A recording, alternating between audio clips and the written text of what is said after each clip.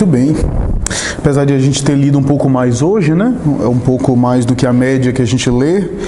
Se a gente interrompesse em algum momento, ficaria fragmentado para a próxima semana, né? Um trecho muito minúsculo e muito diminuto e talvez até descontextualizado, né? Isolado. Então, esse trecho todo é orgânico, né? Porque fala de um assunto só, que foi trabalhado, que foi abordado, né? E aqui, como sempre, André Luiz traz preciosas informações, né? É interessante como as coisas vão se desenvolvendo, né? Sempre, conforme nós falamos semana passada, tomando por consideração aqueles elementos iniciais com que ele apresenta o escopo da obra, né? A casa mental, as três estruturas que o tempo todo ele se refere, né? É interessante que aqui vale a pena uma menção. As três estruturas que ele fala é da casa mental, ou seja, psiquicamente. E tem regiões do cérebro que são regiões compatíveis com esses andares.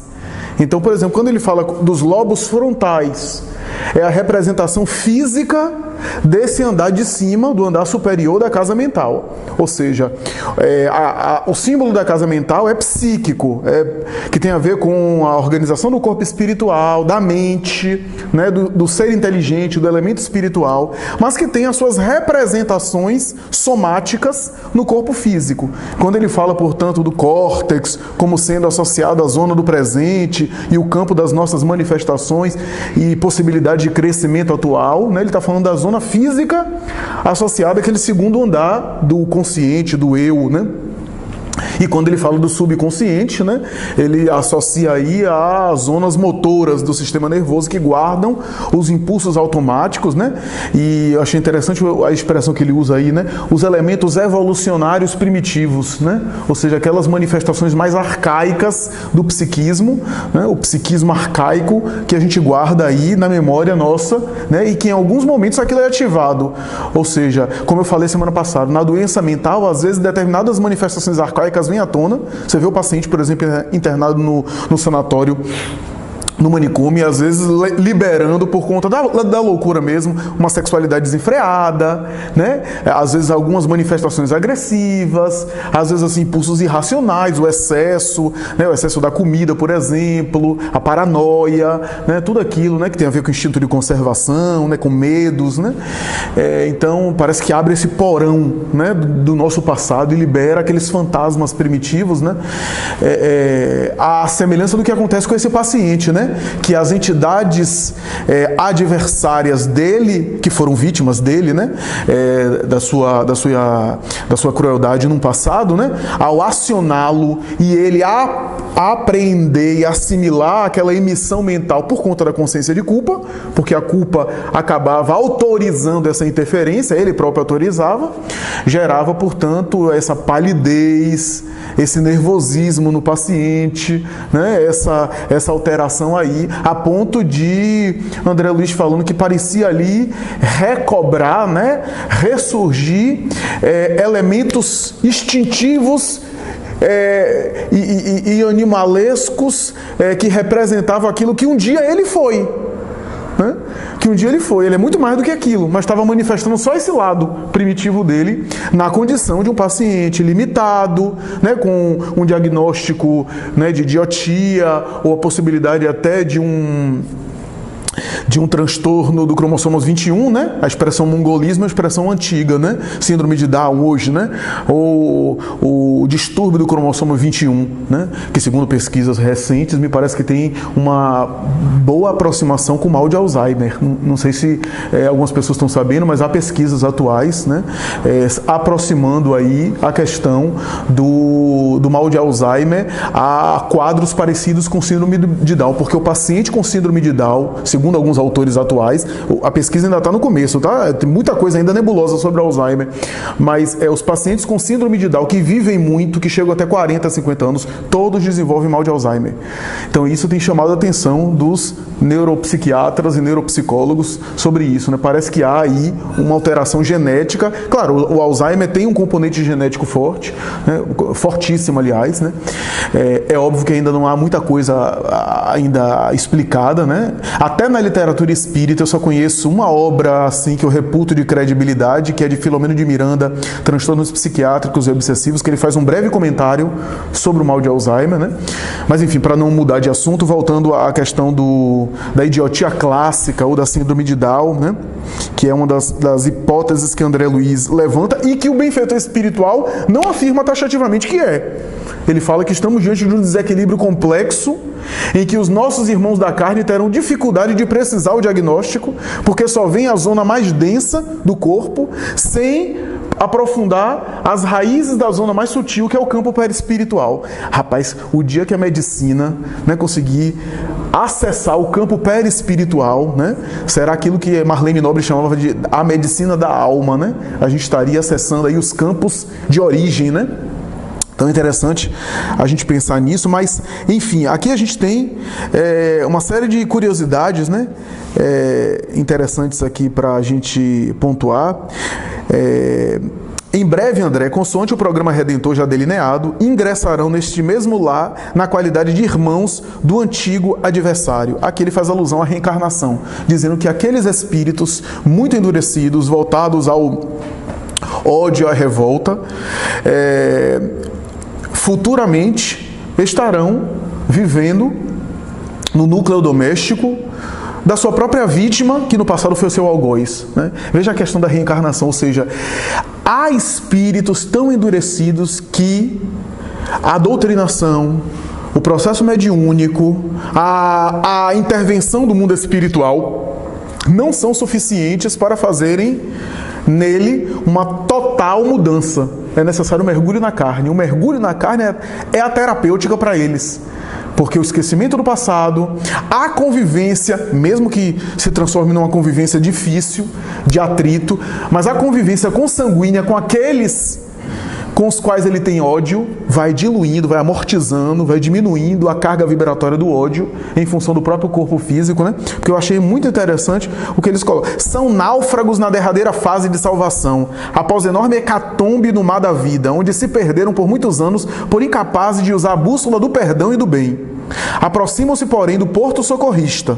Voltarão ao sol da existência terrestre por intermédio de um coração de mulher que compreendeu com Jesus o valor do sacrifício. Quer dizer, por que está enaltecendo o valor da mulher e essa mulher candidata? Porque não necessariamente estaria no programa dela, no programa reencarnatório dela, mas ela talvez seria uma candidata no mundo espiritual para se abrir e receber eles. Então, isso é bacana a gente pensar, né? Na qualidade de irmãos, ou seja, irmãos mais novos desse indivíduo, né, desse paciente, né? Então a gente vê aqui, né, a questão: chegado esse tempo, a força do perdão restituirá nosso doente à liberdade. Largará ele, qual pássaro feliz, esse mirrado corpo físico, sufocante cárcere do crime e suas consequências, onde se debateu por quase 2 séculos. Até lá, importa zelar com empenho pela valorosa mulher, que é essa vestalina senhora deste lar, em quem as forças divinas respeitam a vocação para o martírio, por iluminar a vida e enriquecer a obra de Deus. Ora bem, então, veja, a pressão que esses espíritos exercem sobre essa mente encarnada faz ele estar num quadro que não melhora, pelo menos do ponto de vista clínico, médico, porque tem um fator espiritual, o distúrbio espiritual, a pressão dessas duas mentes. Quando essas duas mentes mergulharem no corpo, aliviará o paciente. O paciente ficará mais aliviado, sem essa pressão sobre a sua psicosfera. Deve apresentar melhoras e mais tarde vai se liberar da prova. Qual pássaro, como ele diz, ou seja, se libertando do casulo defeituoso, que é o corpo físico com limitações, né? Veja que coisa. Então, a reencarnação junto restitui a liberdade ao paciente que está algemado a essas entidades. Porque há processos obsessivos muito complexos, né? Há processos obsessivos que não se solucionam com 3 dias que a gente vai no tratamento do centro para tomar passe. A lógica da doutrina espírita diz que não pode ser assim. Divaldo Franco, com toda a moral que ele tinha, passou 26 anos perseguido pelo Máscara de Ferro. Ou você acha que, por exemplo, alguém que eu mato, assassino, que se torna revoltado contra mim e começa a me perseguir, vai me perdoar porque eu estou tomando passe no centro espírita uma vez por semana. Eu não estou negando a importância do passe, pelo contrário, o passe me fortalece, né? Me dá energia. Mas não é lógico a gente pensar que só isso resolve. Então, ou se eu quiser tomar um banho de folha, né? Eu tenho outra prática religiosa, né? Não estou dizendo que o banho de folha não pode só me energizar. Tudo isso muito bom, muito válido, belo, importante, né? Mas estamos diante de uma mente revoltada. E essa mente revoltada vai modificar-se lentamente. Via de regra é isso que acontece. Quando acontece em mediúnica, ótimo. Mas há espíritos muito endurecidos, revoltados. Não é fácil, né? Você, por exemplo, tem alguém que teve a vida física retirada, né? Que não teve nenhuma estrutura religiosa para perdoar. E que ficou revoltado no além. Não é fácil, não vai ser com meia dúzia de palavras que a gente vai convencer aquele indivíduo, né? Ele perdeu a vida física, perdeu tudo aquilo que ele tinha mais valor, né? A gente vê esses casos dramáticos de obsessão, né? O que não significa dizer, é importante dizer, que eu, sofrendo o processo obsessivo, não posso trabalhar para o meu melhoramento para elevar-me e não ser tão afetado e dominado por aquela outra mente, né? Porque aqui, em determinado momento, ele diz, né, que a questão da culpa, aqui é mais adiante, quando ele diz o seguinte: tal situação derivante da culpa compele-o a descer mentalmente para a zona de reminiscências do passado, onde o seu comportamento é inferior, raiando pela semi-inconsciência dos estados evolucionários primitivos. Nosso pobre amigo está sendo bombardeado por energias destrutivas do ódio na região de serviço presente, isto é, em suas capacidades de crescimento, de realização e de trabalho nos dias que ocorrem.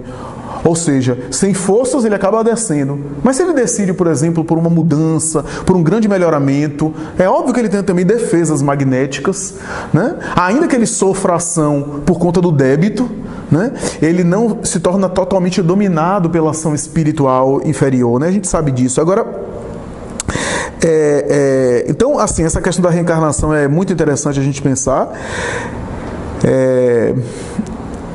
Essa questão dos estados primitivos que eu falei.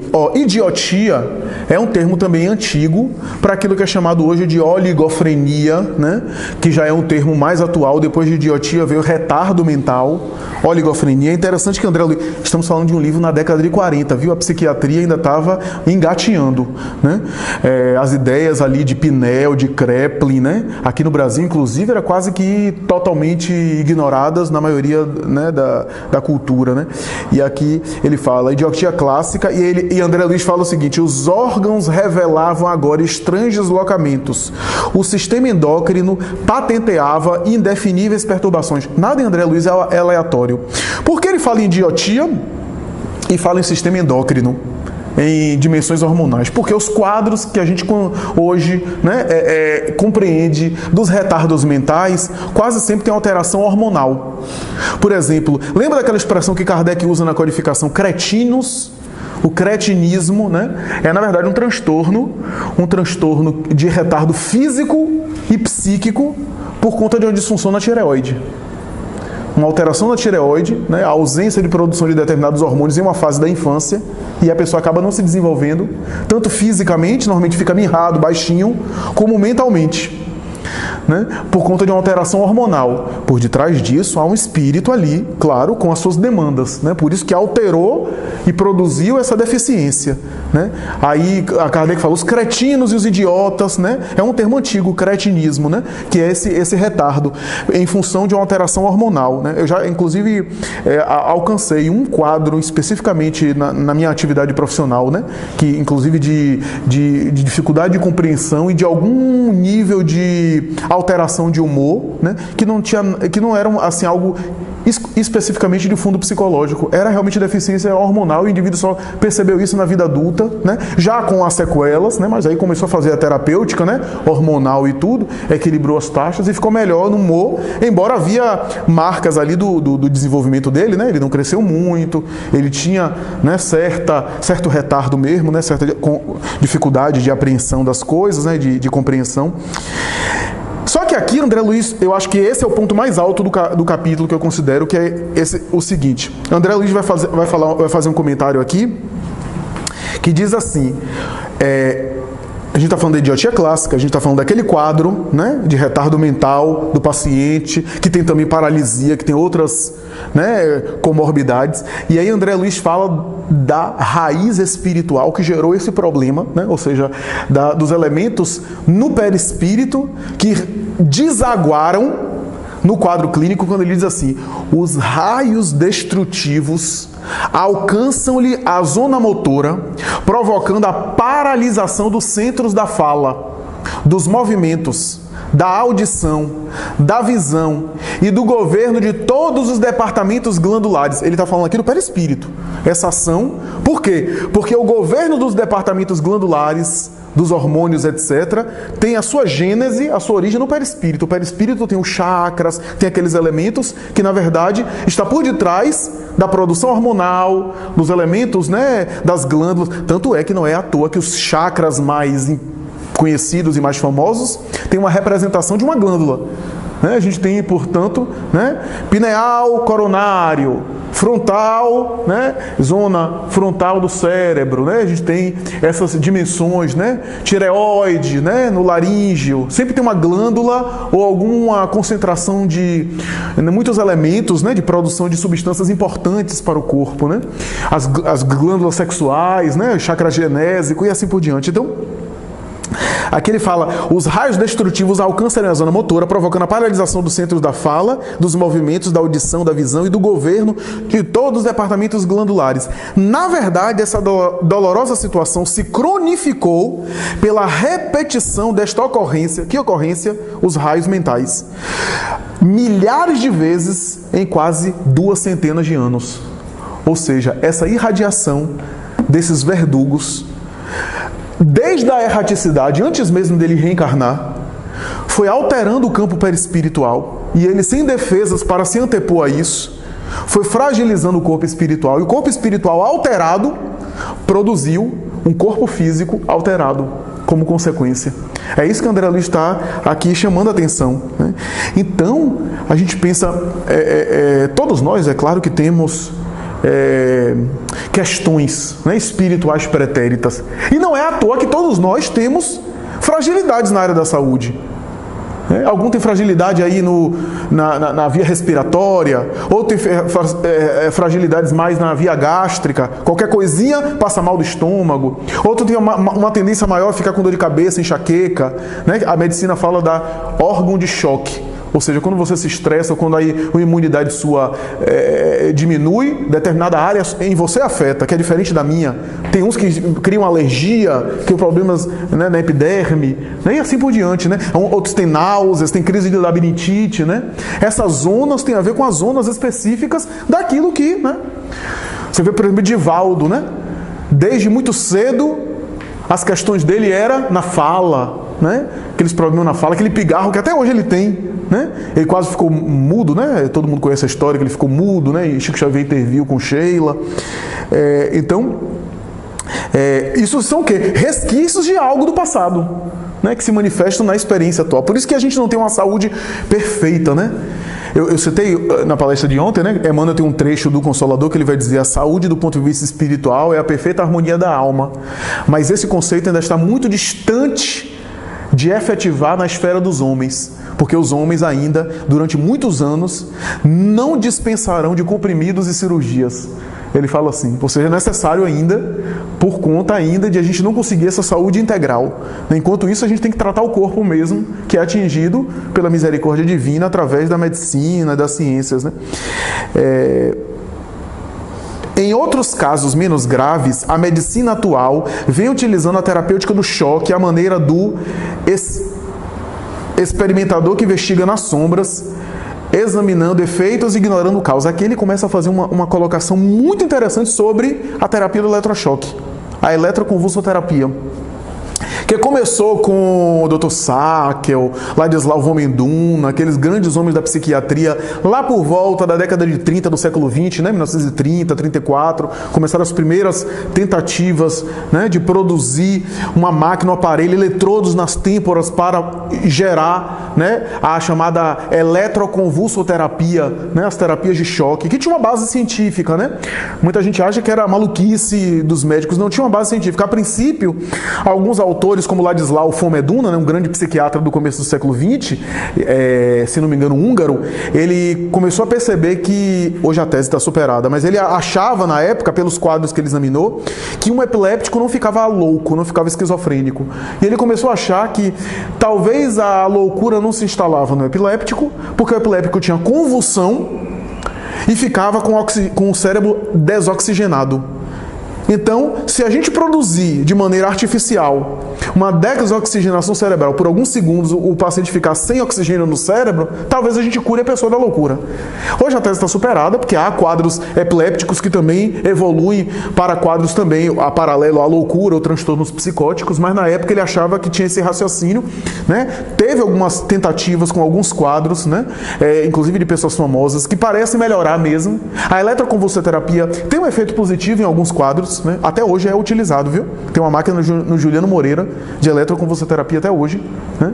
Que o paciente é anestesiado, não sente dor nenhuma, atualmente não sente dor nenhuma, é anestesiado e tem aí correntes, né, elétricas, não sei quantos volts, né, que coloca, porque há quadros que até hoje apresentam melhoras com o eletrochoque. É claro que há danos no sistema nervoso, etc., tem dor, mas a pessoa pesa.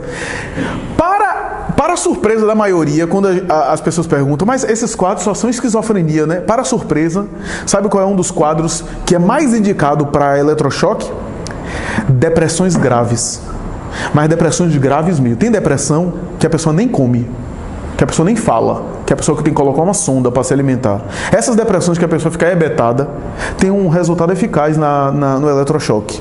Né? E alguns quadros de psicose, quadros de catatonia, aqueles quadros que a pessoa está quase que indiferente a qualquer tipo de estímulo. Né?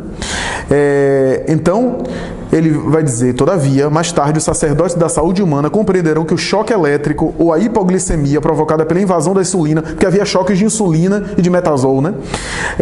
Provocada pela invasão da insulina, constituem apelos vivos aos centros do organismo perispirítico, convocando-os ao reajustamento e compelindo-os, os neurônios, a se readaptarem para o serviço da mente em processo regenerador. Então ele está falando aqui que há uma utilidade. Há uma espécie de, aquele choque com insulina, com essas substâncias, reage no perispírito, porque se o perispírito reage no corpo, o corpo também reage no perispírito, né? É um vídeo de mão dupla, a ponto de incentivar o perispírito a reagir e produzir uma espécie de reação na mente e no organismo, né? Divaldo certa vez comentou que em alguns quadros de eletrochoque, a entidade espiritual obsessora, quando acaba se desligando do paciente, mesmo que depois retorne, mas em alguns quadros me parece que a eletroconvulsoterapia age como se fosse uma espécie de quebrar um pouco aqueles laços vigorosos do obsessor sobre sua vítima. Então acho que é interessantíssimo, porque aí a gente tem a interface de cérebro e já a dimensão psíquica, mental, né?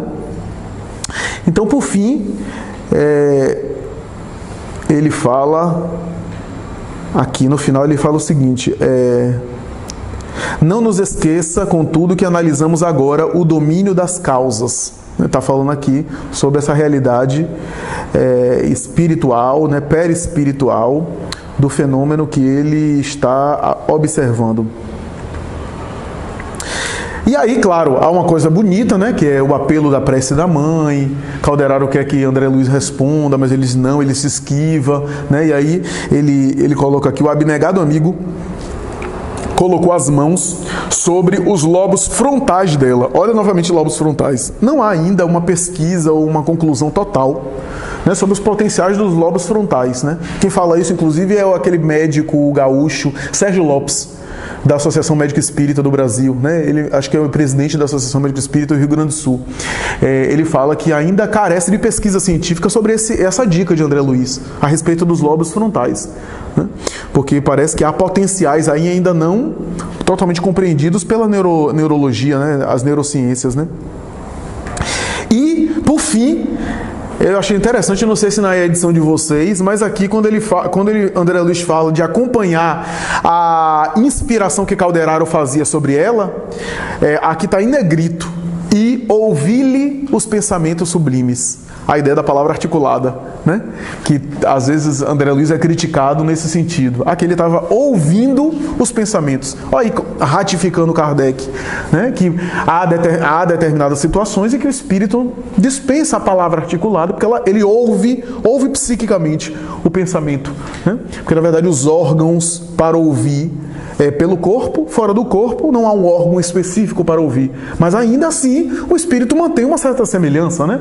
Na maioria dos casos. Então, há a palavra articulada no sentido geral, com aqueles que ainda estão ligados, mas Kardec tem razão, no sentido genérico e a longo prazo, o espírito vai dispensar isso. Aí André Luiz, como já está muito diferente do André Luiz de nosso lar, ele dispensa a palavra articulada e ele ouve o pensamento de Calderaro que intui aquela jovem senhora.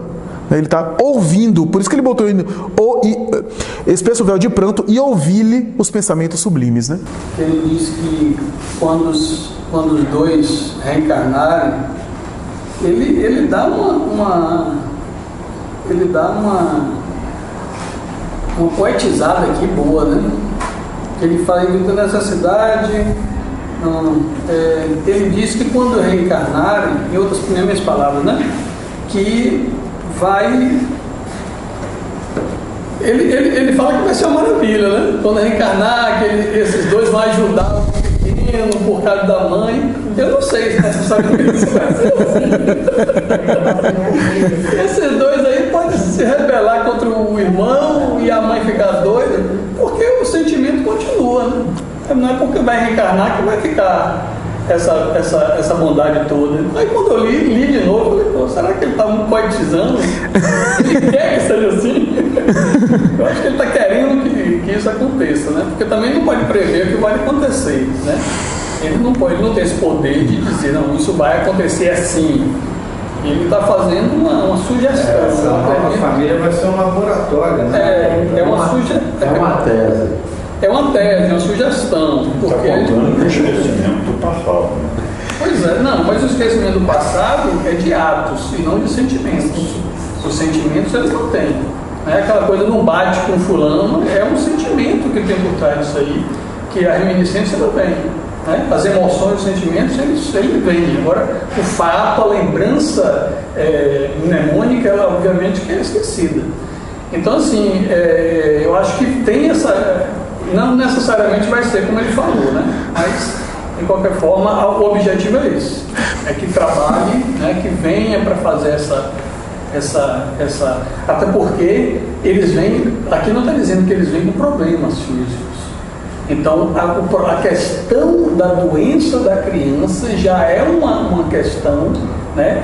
Inclusive uma trava sociológica, vamos dizer assim, para que eles não tenham ódio, porque por ter ódio de um ser próprio, né, com problemas físicos, isso é muito forte. Eu tenho uma atendida lá no Paulo Estevam que ela tem duas filhas, na verdade são 3 filhos, um homem e 2 mulheres. Uma menina, ela tem um problema, mesmo de neurológicos, problemas neurológicos. Ela tem problema de infantilidade, né? Como é que chama? Que Kardec chamava de idiotia, idiotia, né? Idiotia, né? De infantilidade. E a irmã, que é mais velha, que é uma pessoa bem inteligente pra caramba, né? Advogado e tudo, ela não suporta a irmã. Olha só. Não suporta a irmã. Já comentou com a mãe várias vezes que queria que a irmã morresse. Né? Olha só. Queria que a irmã morresse. não suporta, né? Então, assim, é uma pessoa que aí ela esteve lá conversando comigo e tudo, a gente conversando muito, eu conversei muito, né, com ela sobre essas questões espirituais, né? A gente tem que falar sobre essas questões, está no centro espírita, você não pode fugir disso. E aí trouxe isso aqui, né? Que essa questão provavelmente tem débitos, né? Tem problemas fortes, que essa memória emocional está muito forte nela, obviamente não sabe porquê, ela às vezes se culpa e está sentindo isso. Interessante que ela sente e se culpa, né? E a gente, né, eu tratei de uma forma assim, não botando mais culpa, né, porque o objetivo não é isso, mas compreendendo esses processos, porque a partir do momento que você compreende essas questões da reencarnação, dessa necessidade de vir junto pela própria providência divina para a busca de um reajuste, né? Então eu comecei a trabalhar muito essa questão de veja a fragilidade do ser, o que ela pode lhe maltratar. E acredito que a fragilidade do ser veio justamente para criar uma sensibilidade no outro, né? Tem tantas coisas que a gente não consegue compreender. Então, assim, acredito que essa fragilidade pode dizer para esses seres, apesar de ter muita raiva, mas falar assim, poxa, qual o mal que pode trazer também, né? Então, assim, através dessas doenças, não só para ele, que ele alimentou isso, mas para o outro e ver ele dessa forma, né? Então, porque é difícil você buscar raiva, ter ódio de um ser fragilizado, né? Então, é forte isso, né? Essa compreensão, uma compreensão interessante do mundo espiritual, mas é verdade, é uma verdade isso. A outra questão que eu queria trazer era aqui falou sobre o corpo perispirítico que sofreu todos aqueles bombardeios, e a partir desses bombardeios veio com essa forma, né? Veio com essa forma. Em alguns momentos eu questionei essa questão do corpo que o indivíduo vem, né?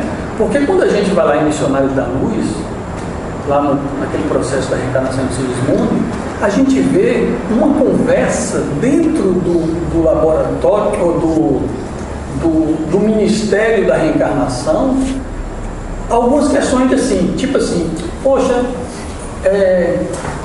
eu fulano de tal quer vir com um problema na perna, para que ele, a partir daquele problema na perna, ele consiga trabalhar mais questões internas, isso.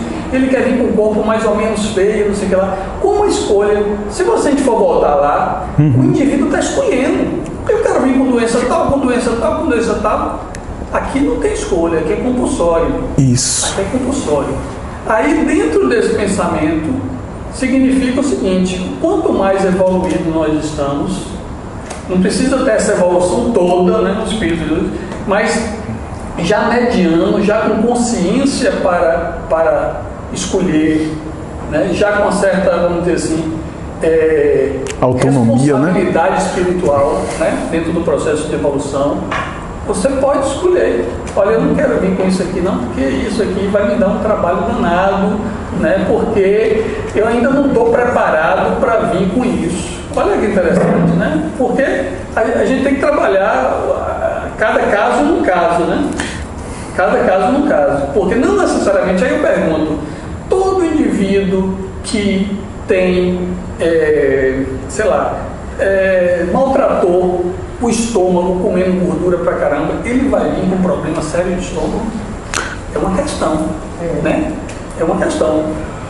Ele mexeu ali na estrutura perispirítica, sim. Mas, e aí?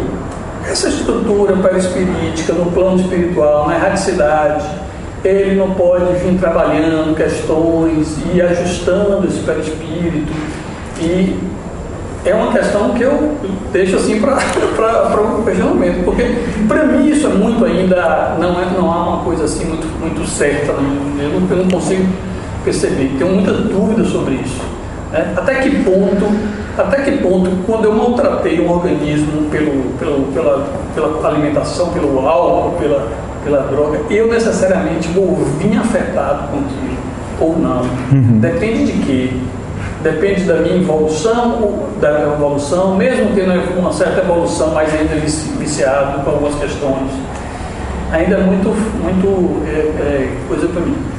Então, e uma coisa que eu quis falar também no final aqui, que eu achei interessante, que a mãe, ela recebe aquela centelha de luz, né, transmite para o filho, né, e também quem acaba recebendo essas benesses são os próprios obsessores, né, que eles estão ali próximo e acabam recebendo essas benesses.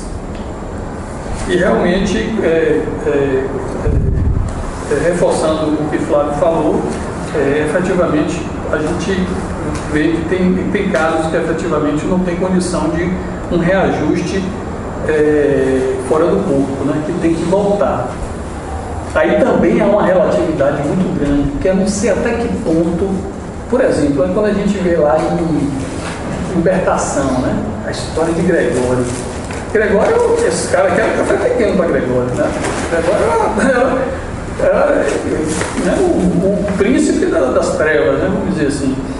E se teve todo um esforço para trabalhar Gregório.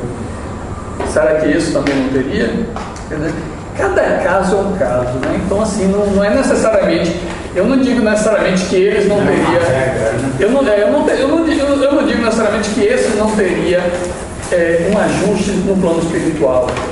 Mas, dentro de uma realidade, né, de uma estrutura, que obviamente que não fala tudo, senão vai ser livros e livros só para falar questões, achou importante eles virem. Mas eu acho que há a possibilidade, qual é o limite dos espíritos evoluídos, né? Qual é a limitação? Não vi essa limitação. É verdade. Não, eu acho que seu comentário é super justo, Jorge, e eu acho que é um comentário bem pertinente, porque tanto no processo reencarnatório como nesses processos de reajuste espiritual, existe uma relatividade que não há nada de absoluta, né? Existe a causa e efeito, mas a causa e efeito passa por fatores aí de consciência, de nível de responsabilidade, do grau de maturidade do espírito para deliberar, né? Para escolher.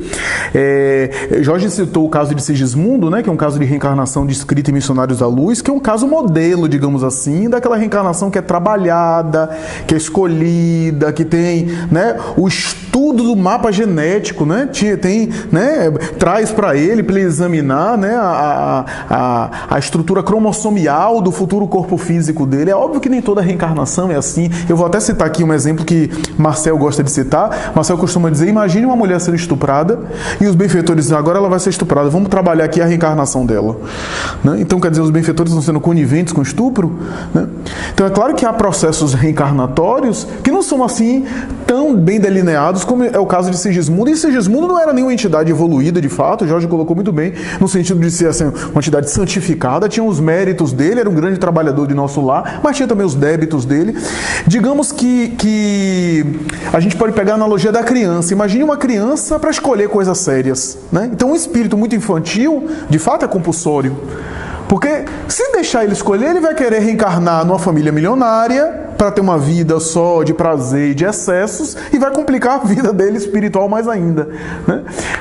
Então, nesse caso, os espíritos escolhem por ele os benfeitores. Mas quando o indivíduo, como na lei da vida, nada é por violência, quando o indivíduo tem uma certa maturidade, ele pode interferir, ele pode solicitar, até para ter a responsabilidade da escolha que ele fez, do tipo de prova e o tipo de experiência que ele vai passar. Não, eu acho que é isso, etc. Depois, né, rever nesse sentido. E claro, no outro extremo, a gente tem os espíritos muito santificados, que aí participam ativamente do processo reencarnatório, que aí a coisa é muito bem delineada, muito bem trabalhada, né? Desde o corpo espiritual até os futuros pais que são escolhidos, né? Imagina a reencarnação de um Francisco de Assis, né? Do Cristo, e assim por diante. Então, são casos excepcionais, né?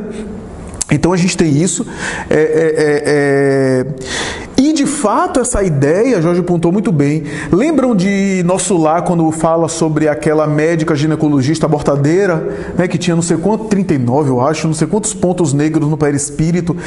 Há um comentário, se não me falha a memória, o comentário é de Clarence ou de Tobias, eu não me lembro de quem é, mas alguém chega para André Luiz e diz assim, olha, boa parte desses pontos negros podem ser dissolvidos com tratamentos aqui na coluna espiritual, mas há alguns que já estão tão arraigados, tão fortes, por conta dos atos, né, do tipo de atitude, que esses já estão mais fincados no corpo espiritual, que ela vai levando para o corpo, né, essas realidades, né? Então, de fato, tem isso. Claro que tem atenuantes, que tem coisas que são resolvidas no mundo espiritual mesmo, que são trabalhadas e reajustadas no campo espiritual. Ora, se o indivíduo deforma o perispírito no mundo espiritual, por que ele não pode também melhorar o perispírito no mundo espiritual? Porque ele não pode fazer também o processo inverso, né? Claro né, que tem esse processo. E por fim, eu acho que essa questão da reencarnação, do super-otimismo, né, dos benfeitores, você tem toda a razão, porque pode não dar certo, pode ser terrível, pode ser uma tragédia familiar. Eu fiquei pensando, enquanto o Jorge falava, que tem uma coisa sutil, que é o seguinte: irmãos mais novos, possivelmente a mãe desencarnará lá para frente, esses irmãos que vão cuidar do outro irmão, né? Do irmão doente. Tem que ter alguém para cuidar dele se a mãe desencarnar, né? Então, veja que coisa, né? Como a engrenagem da reencarnação, né? Mas de fato pode dar muito errado, né? Agora, talvez o aspecto que eles estão enfatizando é o aspecto de, ao reencarnar, sai desse processo de perseguição obsessiva, né? O que não quer dizer que os problemas estão resolvidos. Todo o processo reencarnatório, ele tende a ter uma evolução, né? Uma melhora, né? Sim. Então, se já está definido que a nova encarnação deles vai ser dessa forma, eu acho que vai ter uma melhora, né? Uhum. Acredito que sim. A ideia é essa, né? A ideia é essa. O cuidado. Veja que André Luiz fala da morte suave, né? Uma eutanásia, um processo. Imagina um irmão desse e diz assim: poxa, ele, né? Vamos optar aqui por dar uma injeçãozinha nele. Imagine a complicação espiritual.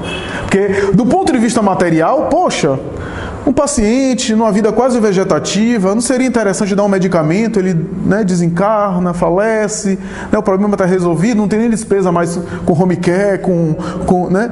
Essa é uma visão material, né? Mas a gente que está lendo a obra percebe que essa é uma grande perda de tempo e um grande equívoco, né? Porque perde a oportunidade desses seres estarem convivendo e reajustando os laços, né? Veja como a visão espiritual é outra, né? Até lá, importa zelar com empenho pela valorosa mulher, que é essa vestalina senhora deste lar, em quem as forças divinas respeitam uma vocação para o martírio.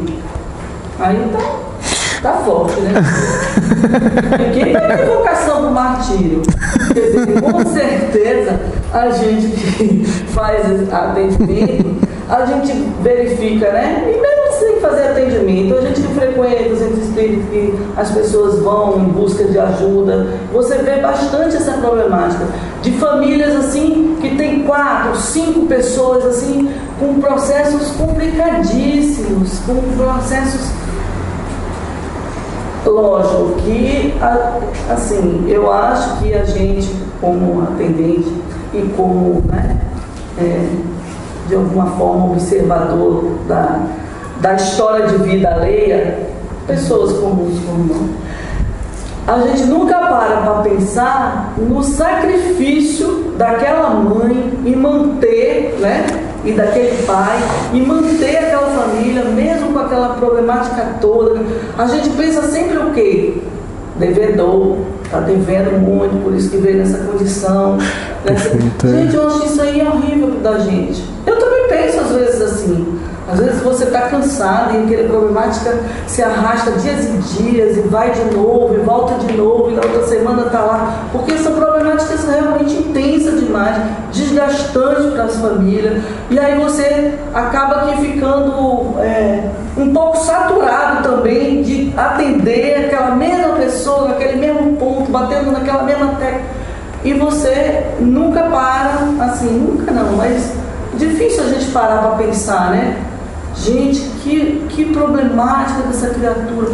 Olha o sacrifício, olha a abnegação, olha o martírio que a pessoa vive dia e noite e dia. Essas crianças que vêm com esses problemas, parecido com esse, né? Que tem demais, que gritam o tempo inteiro. Tem crianças assim, elas não param de gritar nunca. Estejam onde estejam, do jeito que estão. Agora imagine a tortura mental, a tortura psicológica, de uma mãe, de um pai que vive, né, constantemente com uma criatura. E às vezes o pai abandona. Eu sempre, quando vou para o Paulo Estevam, eu passo ali pela PAI. Então, quando a gente passa pela PAI, de manhã cedo e também pela hora do almoço, você vê aquelas mães carregando às vezes aqueles filhos, porque são pessoas financeiramente muito, né, precárias. Então vê aquelas mães às vezes com aqueles filhos que são maiores do que elas, e ela carregando no colo, assim quase que envergada, aquelas crianças assim. Aí eu digo pro meu marido: você tá vendo aí? Eu não vejo um pai carregando um menino desse. Aí meu marido disse: o pai tem que trabalhar, o pai tem que trabalhar. Mas muitos pais, lógico, tá trabalhando realmente, mas muitos não estão trabalhando não. Abandonam. Quem abraça isso é a mãe. Né? É perfeito.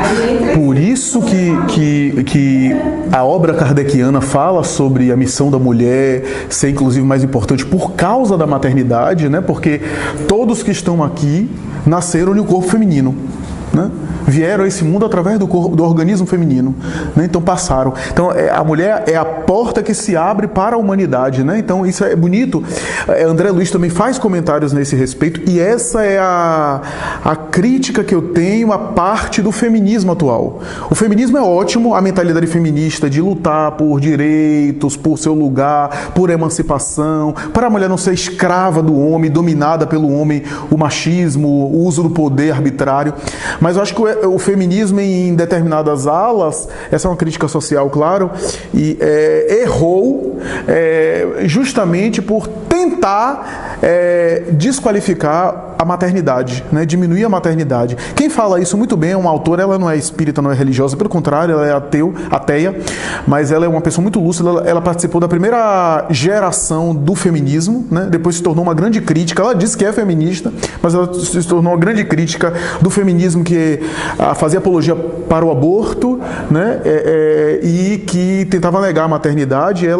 Camille Paglia, ela inclusive esteve aqui no Brasil, fez uma entrevista no Roda Viva, depois procurem, ela é uma intelectual admirável, né? Tem algumas opiniões polêmicas, né? Algumas opiniões até engraçadas, mas ela diz que o fracasso do feminismo está em negar o poder da maternidade, né? Porque a maternidade da mulher não é só para cuidar de filhos, é uma forma de olhar o mundo, né? Inclusive de se relacionar com o marido, né? E ela faz inclusive uma leitura psicanalítica nesse sentido, né? E que as mulheres perderam seu poder, justamente o poder que se fala do empoderamento feminino, né? De tal forma que ela até brinca, ela diz: vai chegar um momento que a mulher vai reclamar de machismo porque ela engravida e o homem não. Ela até faz uma ironia nesse sentido, né? E eu acho que os espíritos eles pontuam por conta disso, porque você veja que a mulher normalmente é mais estável, a mulher tem uma tendência, quando eu falo mulher aqui, o espírito que está no organismo feminino reencarnado, a mulher, porque os espíritos mudam, né, trocam, né, mas a mulher, ela normalmente é mais estável, em termos de vínculo, ela consegue manter vínculo, o homem é mais instável. Veja, por exemplo, as relações amorosas, a mulher é muito mais monogâmica nesse sentido, os homens são mais instáveis, troca de parceiras de maneira fácil. Eu estou falando de maneira geral. Tanto é que há um estudioso das famílias que ele diz que a monogamia foi instaurada graças à mulher. Ele tem e Joana de Ângeles cita ele no livro Estudos Espíritas. É da área do direito. Eu não me lembro agora o nome dele. Bachofen. Bakoff, é um autor suíço que fala sobre o matriarcado e o patriarcado. Então a mulher, veja que a mulher normalmente tende a estabelecer vínculos mais fortes, mais profundos. Daí as profissões de vínculo. Minha profissão, por exemplo, que é uma profissão de acolhimento, de vínculo, né, de atendimento, 90% são mulheres, né, porque as mulheres são mais hábeis nesse sentido, né, de estabelecer vínculos, de manter vínculo, de acolhimento, etc. Então, a mulher nesse sentido. Daí porque os lares, por exemplo, adotivos, quando era Edivaldo lá, eram mães substitutas e não pais substitutos. Por quê? Porque o homem normalmente é mais instável nesse sentido, né? Veja que até os programas sociais do governo, Bolsa Família, vai para quem? Para a mãe. Né? Minha Casa Minha Vida, quem é que assina? É a mulher, é a mãe. Né? Isso não é à toa. Né? Por conta dessa tendência. Claro que há exceções. A separação, a prioridade vai ficar com a mãe, filho. Pois é, a guarda, né? Normalmente a prioridade é pela mãe, né? Só se a mãe não quiser, né? Só se ela não. Que acontece. Ou ela agredir, ou tiver alguma coisa ali, mas normalmente não. Agora, no final desse capítulo, o Calderaro ele intervém justamente porque ela sofria muito, né? Ela questionava por que as minhas amigas tiveram filhos normais, eu tive a criança dessa maneira. Quer dizer, o Calderaro interviu, fez uma oração e ela, pelo que eu entendi, ela passou a enfrentar aquilo de uma maneira mais positiva, né? Inclusive o André Luiz, ele viu na ocasião que o Calderaro estava intervindo, uma luz, né? Acompanhando essa mãe. Então eu acho que ela, a partir daí, com essa ajuda, ela vai ter uma forma de enfrentar melhor a situação. Mas realmente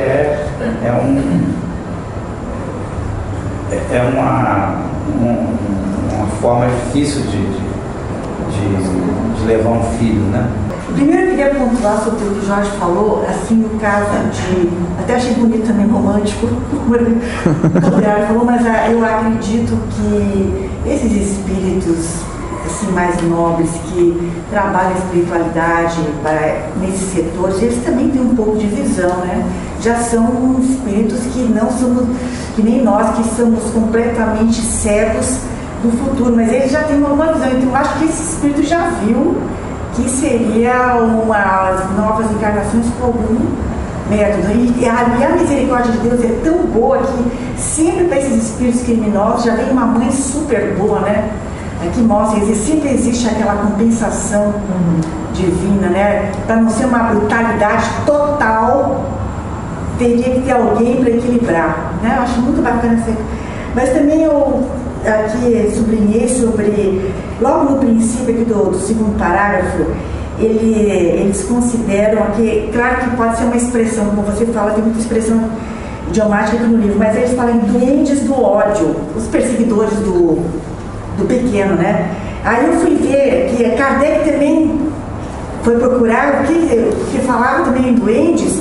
Aí Kardec coloca os duendes são espíritos da nona categoria de inferioridade, quer dizer, eu acho que também teve um pouco aqui de, como é que se diz, de orientação espiritual para dizer que tipo de espíritos são esses que querem tanto prejudicar por 2 séculos. Os hormônios é um negócio interessante, né? Eu acho que é um estudo interessantíssimo que se dedica a essa... Ele projeta a pessoa fisicamente em vários campos, né? O intelectual, até para pior ou para melhor, você veja, eu não vou entrar só para ilustrar o que você está falando, Suzana, veja que afeta o corpo, afeta também o psiquismo de alguma sorte, por isso a necessidade do espírito reencarnar na polaridade masculina e feminina, porque a própria estrutura biológica possibilita o espírito aprender determinadas áreas. Kardec na época não falou dessa forma, porque não havia um conhecimento assim da endocrinologia como há hoje. Kardec falou: o espírito precisa aprender tudo que os homens sabem e que as mulheres sabem nas experiências. Mas só para ilustrar, tem algo que está na moda, eu não estou condenando, muito pelo contrário, eu acho que administrado de maneira terapêutica, de maneira rigorosa, é válido, né? Mas está na moda e normalmente usado de maneira exagerada, que são esses chips hormonais que as mulheres implantam aqui atrás, né? Está muito na moda. Isso foi inaugurado pelo cientista Elcimar Coutinho, né? Em alguns casos tem indicação terapêutica por conta de baixa hormonal mesmo, né? Mas, por exemplo, eu tenho recebido no consultório meninas novas, né, que estão introduzindo G5, G6, G7. O número tem a ver com a quantidade de hormônios e as ampolas é G5 mais T3T, que são 3 ampolas de testosterona. O que é que eu quero dizer com isso? Quando a gente vai examinar a dinâmica, normalmente são mulheres que na vida conjugal recebem muita queixa dos parceiros. Normalmente o homem tem mais demanda sexual do que as mulheres. Normalmente. Há exceções, mas normalmente. Por quê? Porque o homem tem cerca de 10 a 12 vezes mais testosterona, que é o hormônio da libido, do que a mulher. Isso é uma sabedoria da natureza também, né? Isso é uma demanda conjugal, inclusive frequente. Até porque quando é o contrário, quando a mulher tem mais demanda, há casos muito dramáticos e difíceis na vida matrimonial, na vida conjugal. Mas o que acontece? Por conta de problemas de conjugalidade, de relacionamento e de queixa quase sempre dos parceiros masculinos, as mulheres estão aderindo a isso de maneira inveterada, às vezes excessiva. Além disso, tem a questão de eu quero perder massa muscular, eu quero ficar com um tônus muscular mais forte, a testosterona também dá nisso, né? Então, o uso... Eu tenho uma paciente, por exemplo, que começou a aumentar de tal forma que, claro, ela ficou super fitness, porque conseguiu, na produção da academia, o resultado físico que ela queria, ficou realmente super delineada. Teve os problemas que é comum acontecer, então, por exemplo, pelos, então precisa toda hora, espinha, acne, aquela toda. Uma agressividade de testosterona, é hormônio da agressividade. Voz grossa, irritabilidade, agressividade. Mas o que eu acho interessante é na área comportamental. Ela me dizendo, olha como ela mudou. Eu acompanho essa paciente mais ou menos há uns 5 anos. E ela mudou drasticamente de 2 anos pra cá. O marido se queixa que ela não quer conversar mais. Essa coisa de discutir relação não quer mais. Não se atenta mais dos detalhes de casa. Esses detalhes de casa. Quer ficar na rua, não quer ficar mais em casa não. Bota babá, bota uma outra funcionária para cuidar dos meninos. Tem 2 meninos pequenos. Veja que esse comportamento é bem do estereótipo masculino, né? Que tem necessidade de sair de casa, tem necessidade de... né? É mais instável nesse sentido. É impressionante. O marido está se queixando. Ela não repara mais nas coisas em casa. Não quer mais conversar comigo. Não aprecia um jantar, a gente sai junto. Né? Tá muito agressiva, tá achando que eu sou sensível demais. Olha como... Pronto, eu vou dar um outro exemplo. Tem uma entrevista daquela... Eu não vou entrar no mérito, tá? No juízo moral aqui. Mas tem uma entrevista do homem trans que fez a cirurgia, retirada da mama, etc. É uma celebridade conhecida aí, que é... Tami, pronto. Ele deu uma entrevista dizendo que ele entende os homens hoje. Porque ele realmente, né, hoje ele percebe, depois de um uso hormonal, ele tomou um uso contínuo de hormônios, né, ele realmente mudou e ele tem comportamentos hoje, né, que ele reclamava e que se queixava dos homens quando tinha formação feminina, né. Então eu acho que é interessante como isso afeta o psiquismo, né. O que eu acho interessante é isso, os hormônios, né, como a matéria também interfere no espírito. Né, também influencia. E antes de passar para César, uma outra coisa interessante que César comentou, antecipando sua fala, Suzana, é o seguinte: veja o aspecto moral do filho limitado com alguma necessidade especial. Veja que os pais também estão trabalhando, quer dizer... A gente tem exemplos, eu tenho amigos, inclusive do meu espírita, assim, né?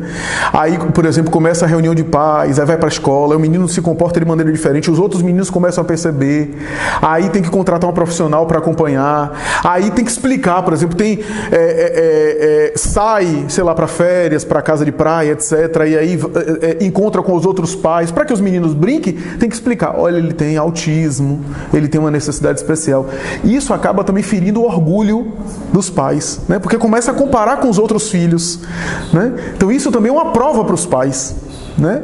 E a briga também que dá em casa, porque a mãe geralmente fica em função daquele filho que necessita mais de atenção. Isso gera um desequilíbrio tão grande, porque os outros irmãos se queixam, os outros irmãos se sentem, Provação para os irmãos também. se sentem excluídos, se sentem mal amados. Gente, César Vieira. O comentário que nós temos a fazer, né, na realidade é uma dúvida que a gente tem, você abordou ela também. Bom, o Caldeirado pegou a ficha aí do menino e ele tinha um passado muito obscuro, né? Ele foi criminoso, fez um monte de desmandos e tudo. Então, nesses 200 anos, como ela falou, ele deve ter passado por umas, sei lá, pelo menos umas 4 encarnações, não sei, né? Então, de lá para cá, ele vem, para todos os efeitos, ele está evoluindo e escolheu aquela situação de ser um menino doente, né? Agora, essas encarnações anteriores, quer dizer, a gente não sabe que o Calderaro não falou nada, né? Ele só está pegando a última encarnação. Então, isso é uma dúvida que eu tenho. Essas encarnações, ele passou da mesma forma que passou essa aí, como um menino aleijado? Será que tem alguma relação? Quando ele fala que ele há 200 anos que ele vem evoluindo, será que, vamos dizer assim, a primeira encarnação ele foi um monstro até chegar hoje? Uma outra dúvida também que já está definido que ele vai participar dessa família, né?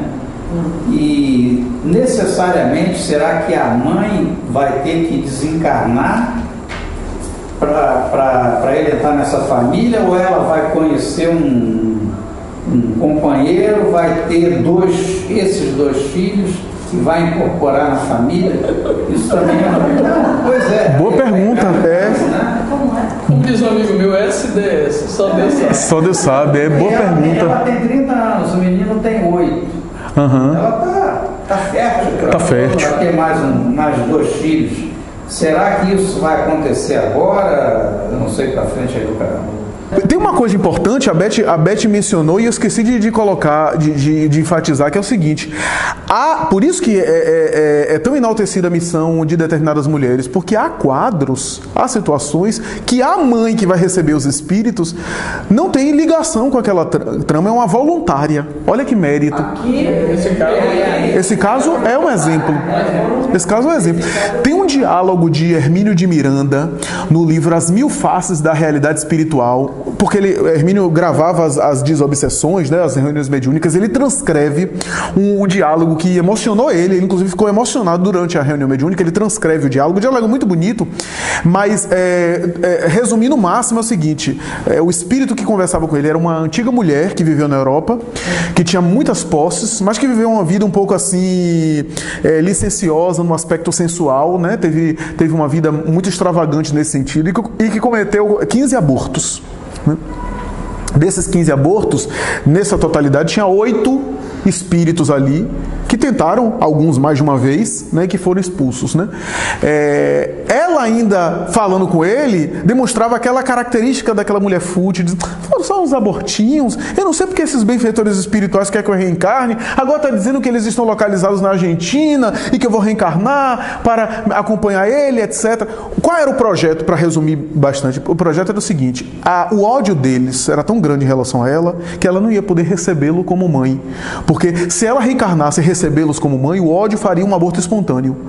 O que ia acontecer? Uma mulher de condição elevada, de condição espiritual elevada, receberia os 8 filhos, ela e mais um, que era um grande amor da vida dela no mundo espiritual, que diz assim: eu vou com ela. Eu vou com ela porque eu quero ajudá-la nessa situação. E depois do último filho, a mãe desencarnaria no parto. E ela, como filha mais velha, vai assumir o resto. Tem histórias assim, né?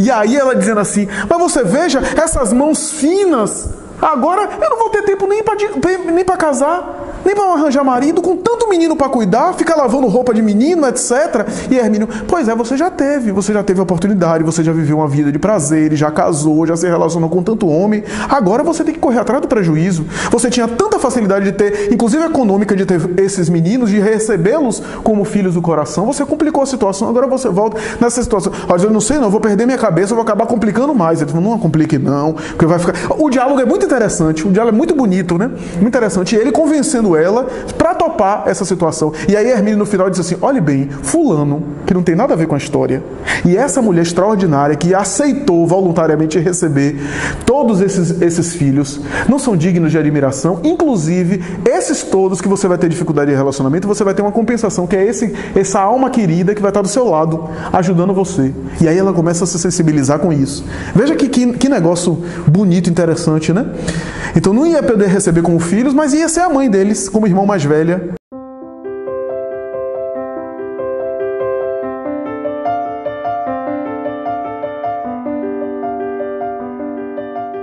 Tem uma estrutura orgânica, quase sempre detectada no eletroencefalograma. Há alguns casos excepcionais de epilepsia que não são encontrados em nenhum registro físico, mas tem realmente uma irradiação cerebral algo alterada, né?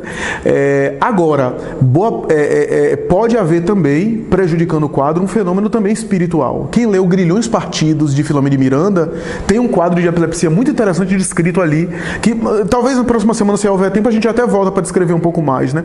Uma outra coisa que eu esqueci de comentar, que o César colocou, que é interessante, é o seguinte: isso de, durante 200 anos, de haver outras encarnações, eu concordo, Beth comentou, você voltou, eu concordo que é provável que haja havido, embora o texto não faça alusão, né?